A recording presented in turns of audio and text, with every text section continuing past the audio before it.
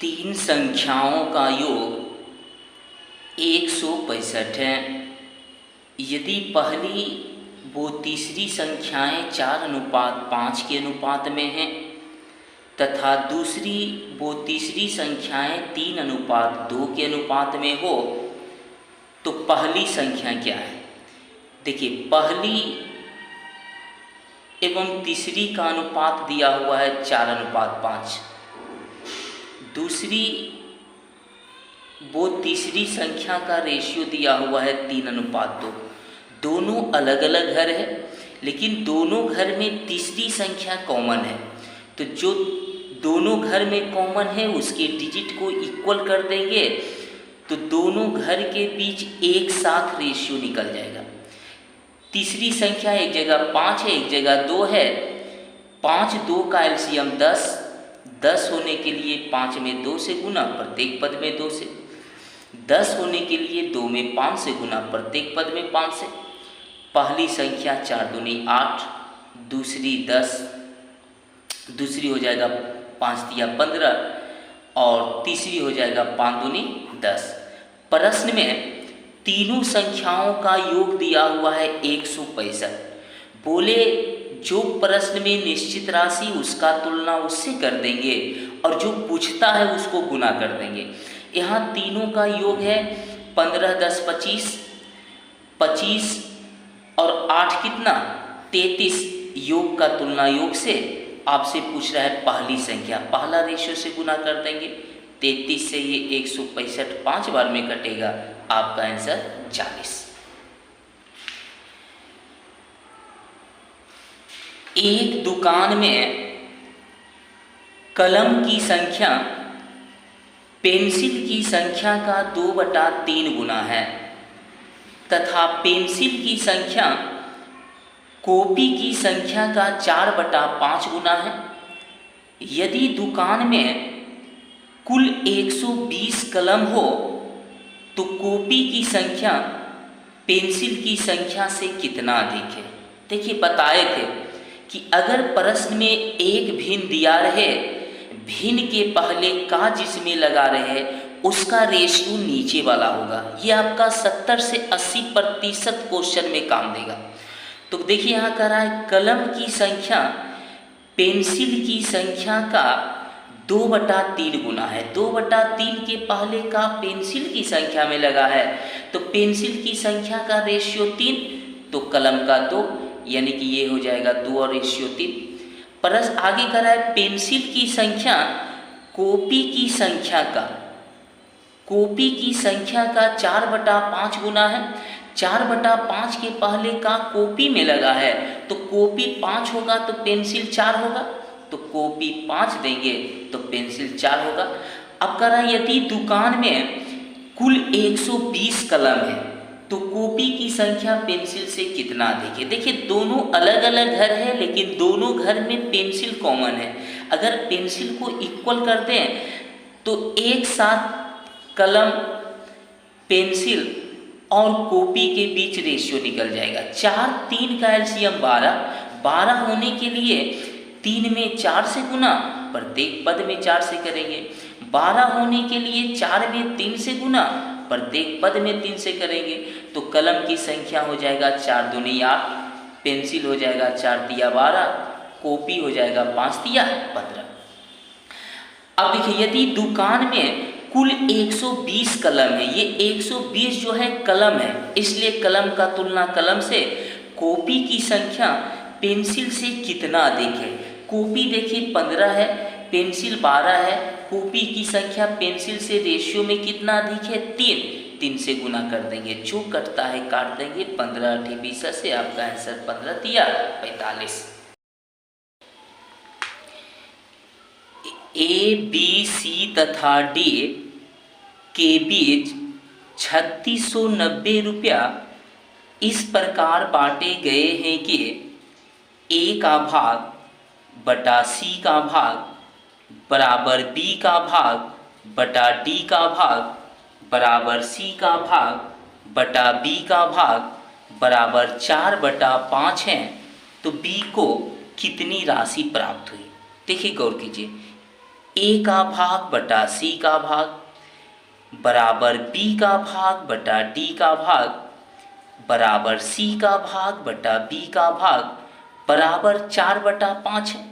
इसको लिख सकते हैं ए अनुपात सी बराबर भी 4/5, बी अनुपात डी बराबर 4/5, सी अनुपात बी बराबर भी 4/5। यहाँ देखिए ए से शुरू सी से लास्ट, फिर सी से शुरू नहीं हुआ है तो ये अरेंज नहीं है। सबसे पहले इसको अरेंज कर देंगे तो यहाँ देखिए लिख सकते हैं ए अनुपात सी बराबर 4/5, सी अनुपात बी बराबर 4/5, बी अनुपात डी बराबर 4/5। ये देखिए अरेंज हो गया। तो अब अरेंज होने के बाद जो कॉमन है उसके डिजिट को इक्वल कर देंगे तो यहाँ सबके बीच एक साथ रेशियो निकल जाएगा।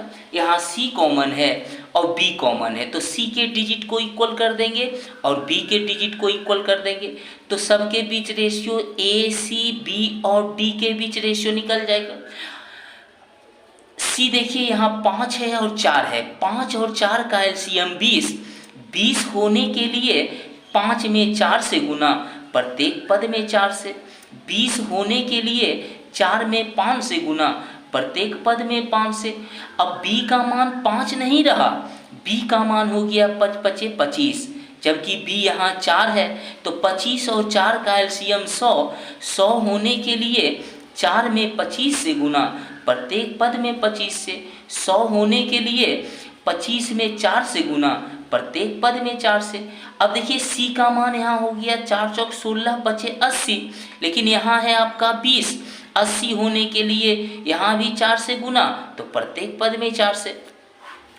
अब देखिए ए का मान हो गया 4 चौक 16 चौका 64, बी का हो गया ये सी का हो गया 4 चौक 16 बचे 80, बी का हो गया 25 चौका 100 और डी का 25 बचे 125।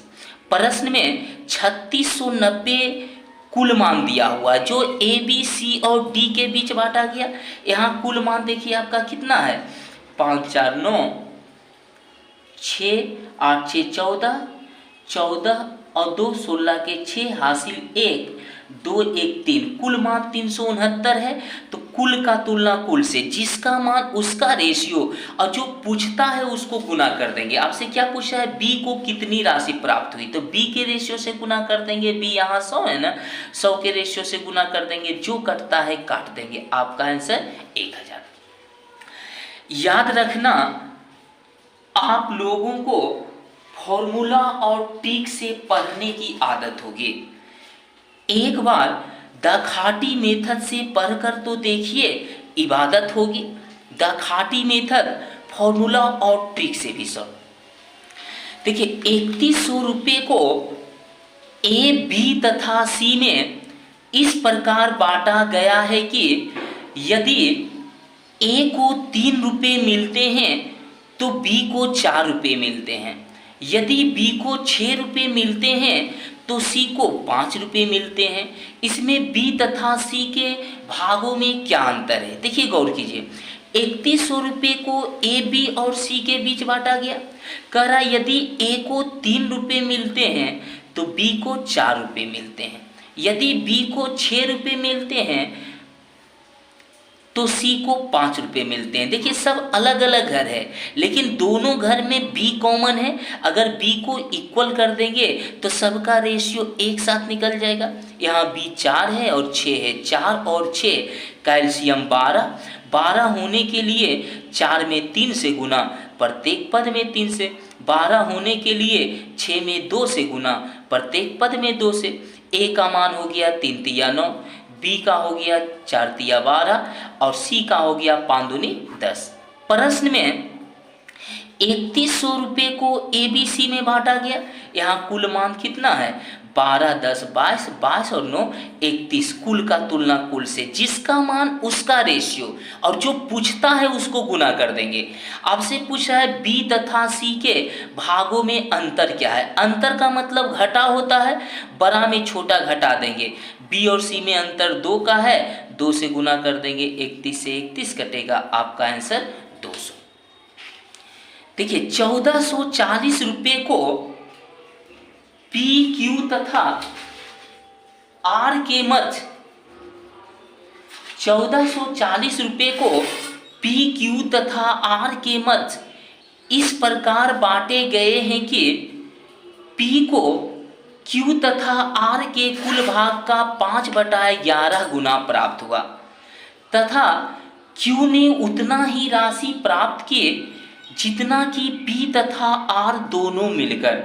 तो बताएं कि आर को कितना रुपया प्राप्त हुआ। अब देखिए गौर कीजिए, 1440 रुपये को पी क्यू और आर के मध्य बांटा गया। पी को क्यू तथा आर के कुल भाग का, देखिए 5/11 के पहले जो का है ये क्यू तथा आर के कुल भाग में का लगा है, क्यू तथा आर मिलके 11, तो पी का मान कितना हो जाएगा 5। पी को क्यू तथा आर के कुल भाग का 5/11 गुना प्राप्त होगा, यानी क्यू और आर मिलके 11 तो पी 5। आगे कह रहा है क्यू ने उतना ही राशि प्राप्त किए जितना कि पी और आर दोनों मिलकर। ये देखिए आपका कंडीशन दिया हुआ है, क्यू ने उतना ही राशि प्राप्त किए जितना कि पी तथा आर दोनों मिलकर। तो आर को कितना रुपया प्राप्त हुआ। अब देखिए गौर कीजिए, 1440 रुपये को पी क्यू आर के मध्य बांटा गया है।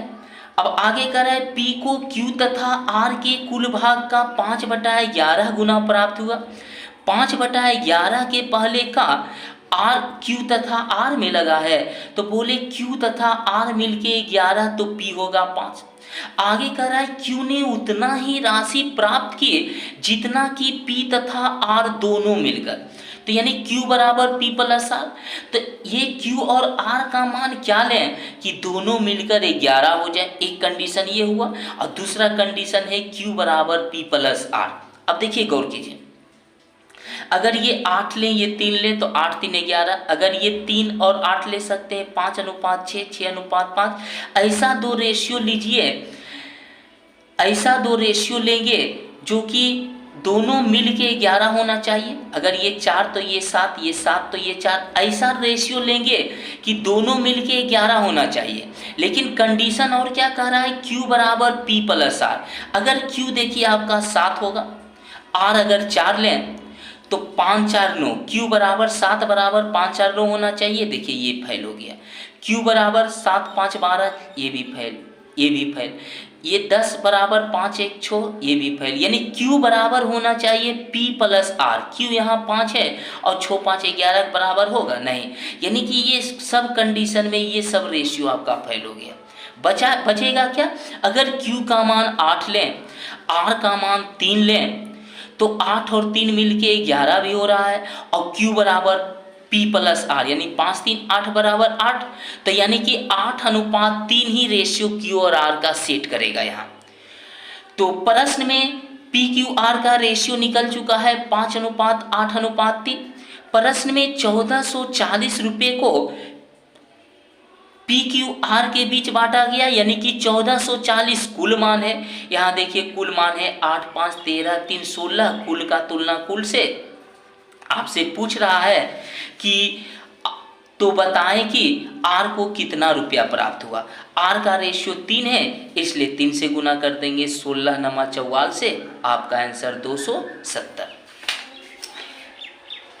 500 रुपये को A B C तथा D के मध्य इस प्रकार बांटे गए हैं कि A तथा B को एक साथ, C तथा D को एक साथ मिलने वाली राशि का तिगुना मिले।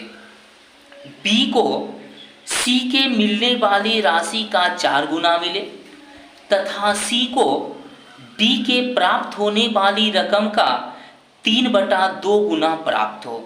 तो बताएं कि A को कितना रुपया प्राप्त हुआ। देखिए गौर कीजिए, 500 रुपये को A B C तथा D के बीच बांटा गया।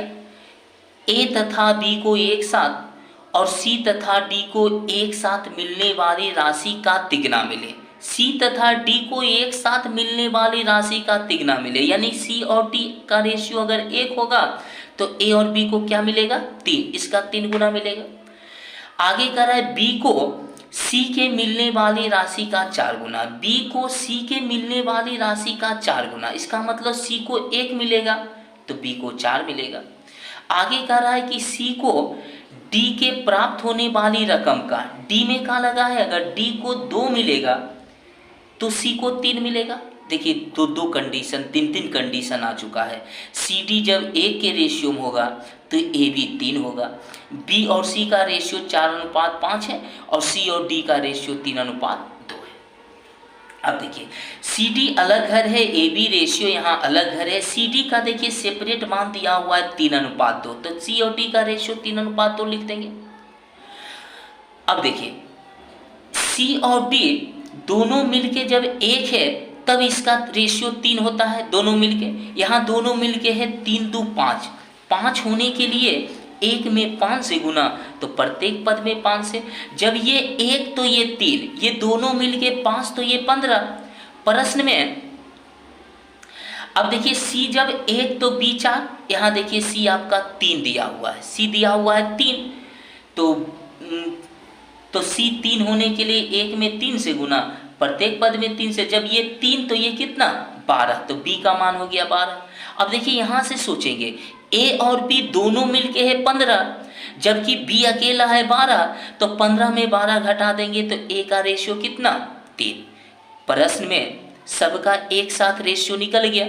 प्रश्न में 500 रुपये को ए बी सी और डी के बीच बांटा गया। यहाँ कुल राशि कितना 12 3 15, 15 3 18, 2 20, कुल का तुलना कुल से, जिसका मान उसका रेशियो, और जो पूछता है उसको गुना कर देंगे। आपसे पूछ रहा है ए को कितना रुपया प्राप्त हुआ, तो ए का रेशियो 3 है ना, तो 3 से गुना कर देंगे, 20 से ये कटेगा, 25 दूनी 50, 1 0 से 1 0, 25 दूनी 50 यानी कि 25 दिया 75। जय माँ।